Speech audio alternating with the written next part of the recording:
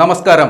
10 വർഷത്തിന് ശേഷം ഇന്ന് ജനാധിപത്യത്തിൻ്റെ ശക്തി എന്താണെന്നും പാർലമെന്റിലെ പ്രതിപക്ഷ നേതാവ് എന്നാൽ എന്താണെന്നും BJP രുചിച്ചറിഞ്ഞ ദിവസമായിരുന്നു ഇന്ന്. നരേന്ദ്രമോദിയുടെ മുഖത്ത് ചിരിയല്ല, അമിത്ഷായുടെ വായിൽ ആക്രോശവുമില്ല. BJP ബെഞ്ചിൽ നിന്ന് അമിത ആവേശത്തിൻ്റെ അലർച്ചകളും ഇല്ല. 1 മണിക്കൂറിൽ 43 മിനിറ്റ് രാഹുൽ ഗാന്ധി അഴിഞ്ഞാടുകയായിരുന്നു പാർലമെന്റിൽ. ഇനിയങ്ങോട്ട് പ്രതിപക്ഷമെന്നാൽ എന്തായിരിക്കുമെന്ന് കൃത്യമായ സന്ദേശം ഭരണപക്ഷത്തിനും മോദി ഷാ ദ്വന്ദ്ങ്ങൾക്കും പഠിപ്പിച്ചു കൊടുത്ത മണിക്കൂറുകൾ. സംഘപരിവാറും BJPയും ഈ രാജ്യത്ത് ഉൽപ്പാദിപ്പിക്കുന്ന ഭയത്തിൽ തുടങ്ങി മുസ്ലിം, ക്രിസ്ത്യൻ, ദലിത് ന്യൂനപക്ഷങ്ങൾക്ക് നേരെ രാജ്യത്ത് നടക്കുന്ന ആക്രമണങ്ങളും മണിപ്പൂരും നീറ്റും അഗ്നിവീറും എല്ലാം എടുത്ത് പറഞ്ഞ് ഭരണപക്ഷത്തെ ചൂണ്ടുവിരൽ നിർത്തി ജനാധിപത്യത്തിൻ്റെ പാഠങ്ങൾ പകർന്നു നൽകിയ മനോഹരമായ നിമിഷങ്ങൾ. ഓരോ മതചിഹ്നങ്ങളും ഉയർത്തിക്കാട്ടി BJP ഉയർത്തിവിട്ട ഭയത്തിൻ്റെ രാഷ്ട്രീയത്തെ രാഹുൽ ഗാന്ധി വലിച്ചു കീറുകയായിരുന്നു പാർലമെന്റിൽ.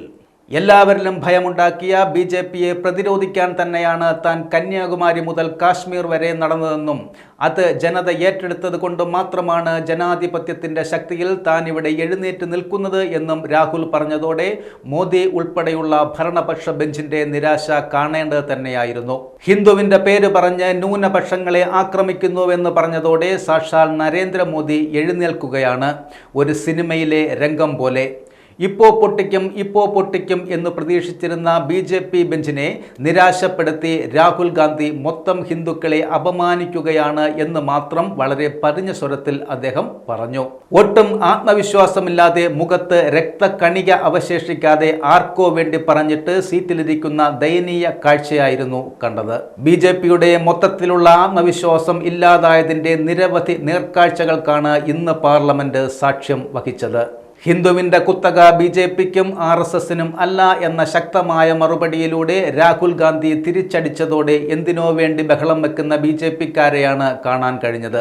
ഒന്നും അങ്ങോട്ടേശാതായപ്പോൾ സാക്ഷാൽ അമിത്ഷാ എഴുന്നേൽക്കുകയാണ്. വളരെ പതിഞ്ഞ സ്വരത്തിൽ തുടങ്ങി 1 മുരണ്ട് അമിത്ഷായും അവിടെയിരുന്നു. ഹിന്ദുക്കളെ ആക്ഷേപിച്ച രാഹുൽ ഗാന്ധി മാപ്പ് പറയണം എന്നീ മുറവിളികൾ വന്നു.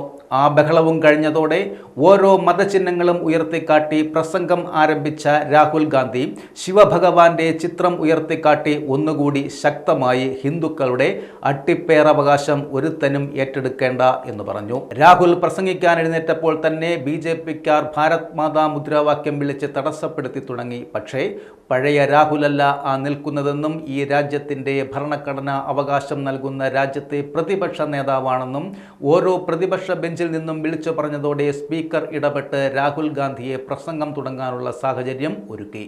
ആദ്യ നിമിഷത്തിൽ തന്നെ ജയ് സംവിധാൻ മുദ്രാവാക്യം വിളിച്ച് ഭരണപക്ഷത്തിന് ഏറ്റവും നല്ല മുഖത്തടി നൽകിയാണ് അയാൾ പ്രസംഗം ആരംഭിച്ചത്. പ്രസംഗത്തിനിടെ സ്പീക്കർ നരേന്ദ്രമോദിക്ക് മുന്നിൽ കുനിഞ്ഞതിനെയും തൻ്റെ മുന്നിൽ നിവർന്നു നിന്ന് പ്രത്യഭിവാദ്യം നൽകിയതിനെയും പരാമർശിച്ച രാഹുൽ, സ്പീക്കർ ഈ സഭയുടെ കസ്റ്റോഡിയനാണെന്നും എല്ലാവർക്കും മുകളിലാണെന്ന ചിന്ത വേണമെന്നും താനും തൻ്റെ പിന്നിൽ അണിനിരന്നിരിക്കുന്ന പ്രതിപക്ഷ ബെഞ്ചും എന്നും അങ്ങയുടെ മുന്നിൽ വിനീത വിധേയരായിരിക്കുമെന്നും പറഞ്ഞു.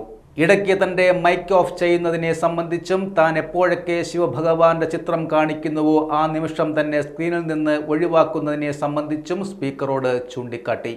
മണിപ്പൂരും മുസ്ലിങ്ങളും നീറ്റും അഗ്നിവീറും മഹിളാ സമ്മാനും തുടങ്ങി മോദിയുടെ തിരഞ്ഞെടുപ്പ് കാല പ്രസംഗങ്ങളും അയോധ്യയിലെ തോൽവിയും വാരണാസിയിൽ തോറ്റ് ജയിച്ചതും ഒക്കെ ചേർത്ത് വെച്ച് മോദി സർക്കാരിൻ്റെ ഓരോ പിഴവുകളും എടുത്തു പറഞ്ഞ് പ്രതിരോധിക്കാൻ പോലുമാകാത്ത വിധത്തിലാണ് രാഹുൽ തൻ്റെ പ്രസംഗം അവസാനിപ്പിച്ചത്.